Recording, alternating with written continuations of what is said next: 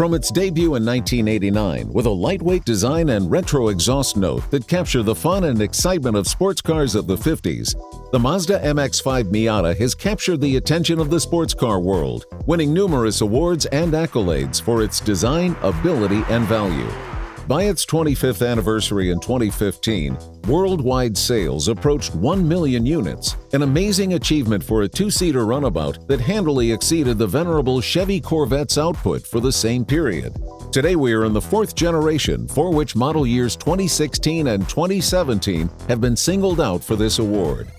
The 2016 and 2017 Mazda MX-5 Miatas have certainly met the POV of the Year requirements for long-term reliability and exceptional customer satisfaction.